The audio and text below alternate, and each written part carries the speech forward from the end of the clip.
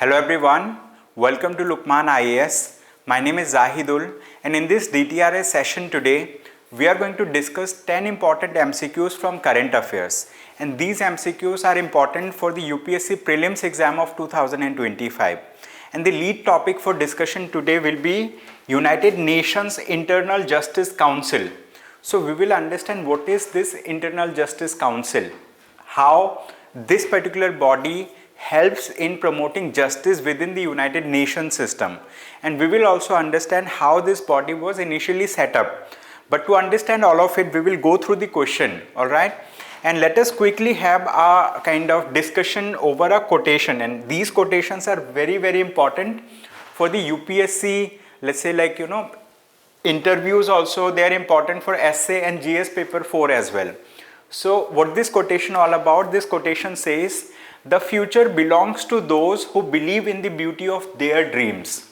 So basically this particular quotation is very much important to stay positive, and also it is for those people who want to achieve something in their life.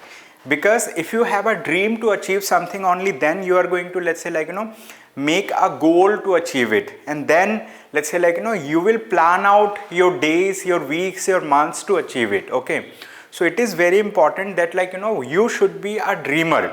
So this is for optimistic people, and this is how the world runs. Okay, so that's the thing. So with this, now let us quickly move and let us understand about list of topics that we will understand. And before that, we have this All India Prelims mock test series. So this All India Prelims mock test series has 4 set of mock tests. 2 tests have already been conducted. Third test will be conducted on 29th of December 2024. Both the papers will be there, GS paper as well as CSET paper. Answer keys and explanation will be given in file format. And apart from this, you can also attend the discussion videos by the faculties. So faculties of Lukmaan IAS, they are going to conduct discussions, and they are going to share those videos with you. Then we have another thing, which is Prelims Guidance Program. So this is a dedicated program for UPSC Prelims 2025. All of you who want to improve understanding of various subjects of GS or of CSET paper, you can attempt, you can attend this particular program.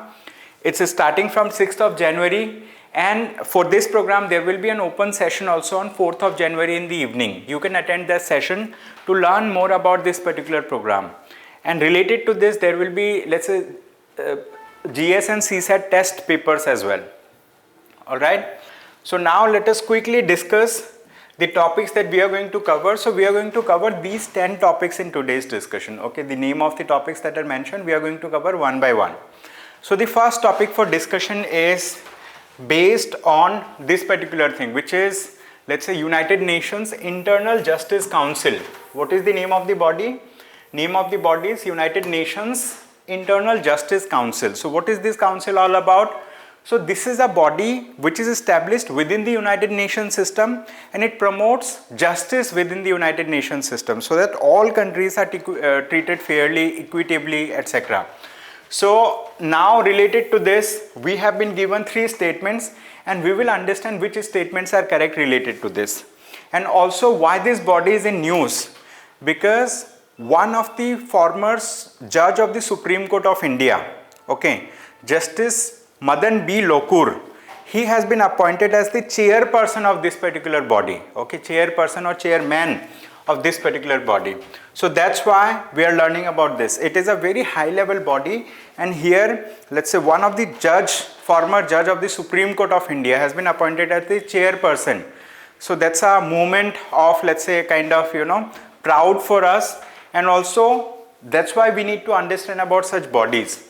So it says that it was established by the United Nations General Assembly as part of the new internal justice system. This statement is right. So this body has been established by the United Nations General Assembly. Second statement, the Internal Justice Council has the authority to hear cases involving the United Nations Secretariat, peacekeeping operations, and the administration of justice within the organization.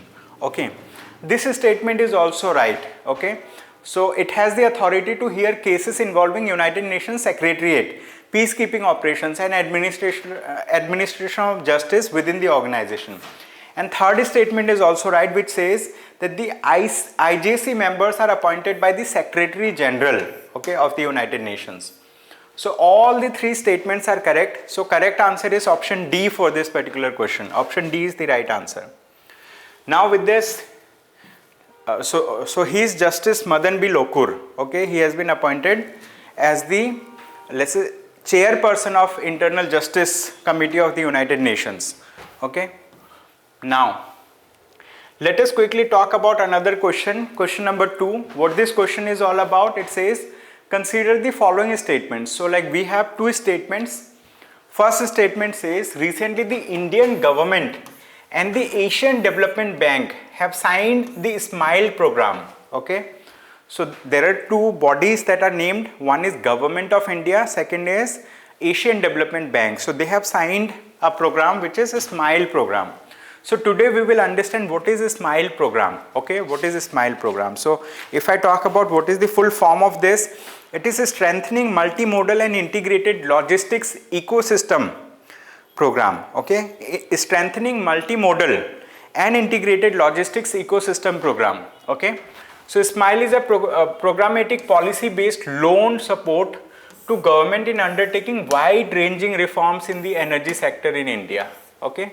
So both these statements are correct. Statement 1 is correct, statement 2 is correct, and statement 2 is correct explanation of statement 1. In this sense, let's say like it further explains it. So correct answer will be option A for us. Okay, option A is the right answer. With this, now let us move to the next question. Question number 3. What it says?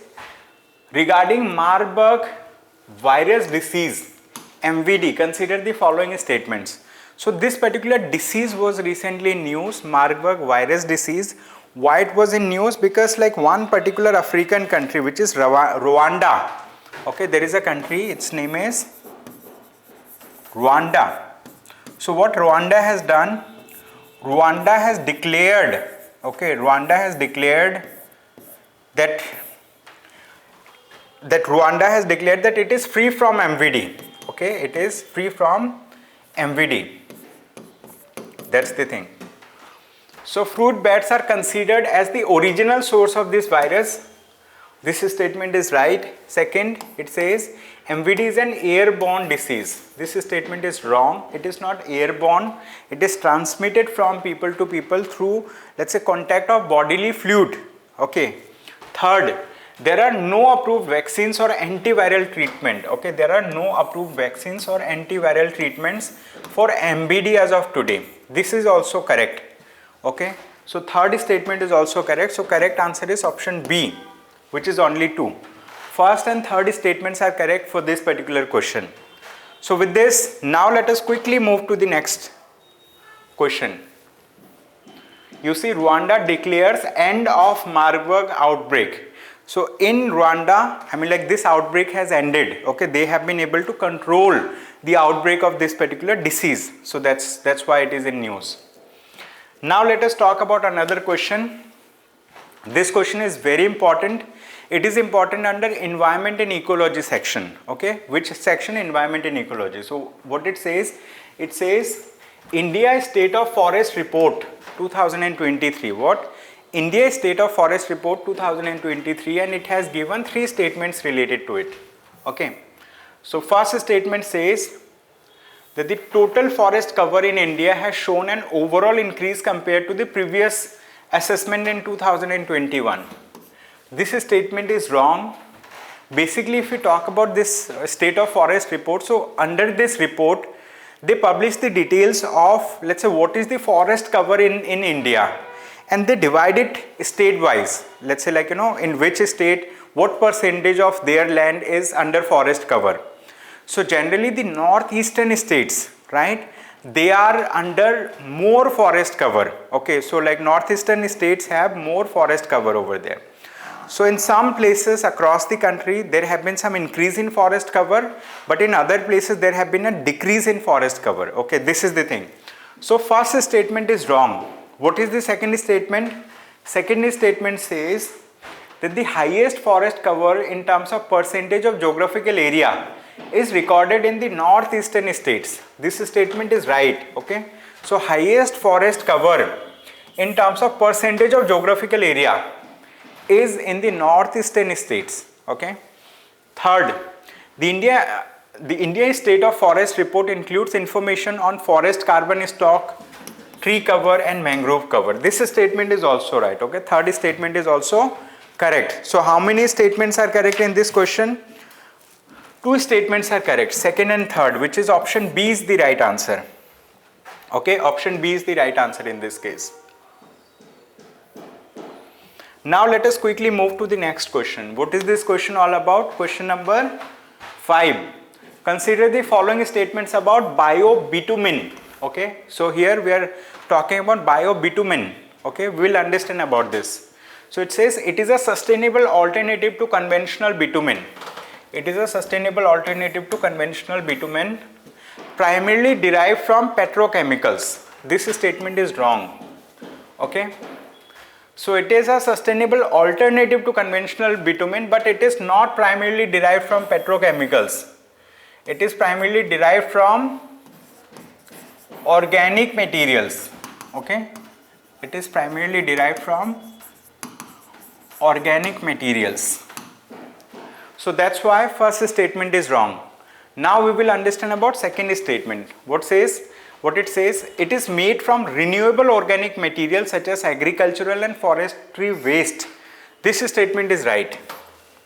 It is widely used in construction projects because it has lower greenhouse gas emissions during production compared to conventional bitumen. This statement is also right. Okay, so third statement is also right. So kind of, let's say like two statements are right in this question. So correct answer will be option B. 2 and 3 only. 2 and 3 only are the right statements in this question.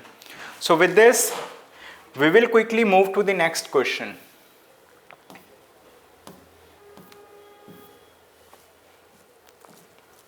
So let's understand about this question. What it says the northern giant hornet is often in the news for which of the following reasons. Okay, so this is a species which is in news.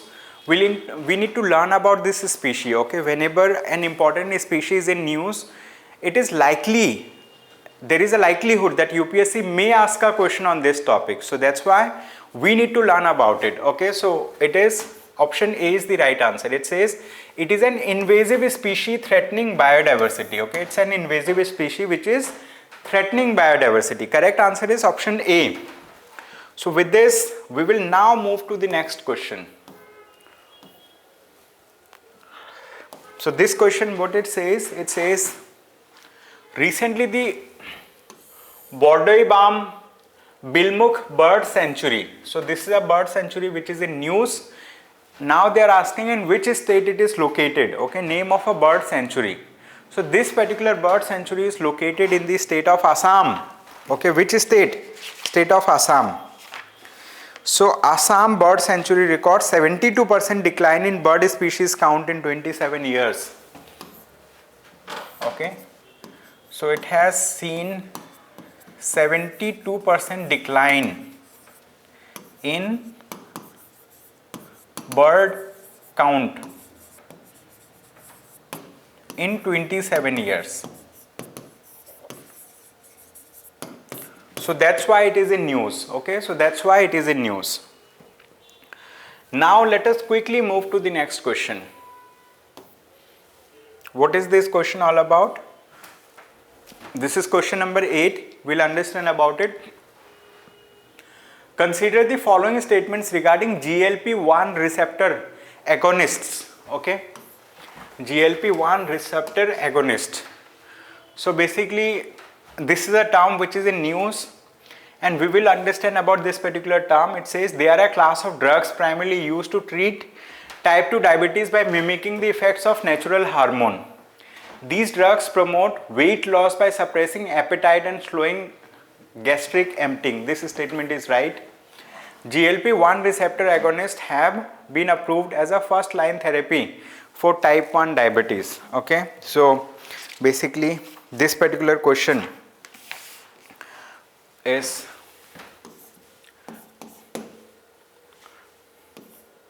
correct answer is option B, 1 and 2. Why?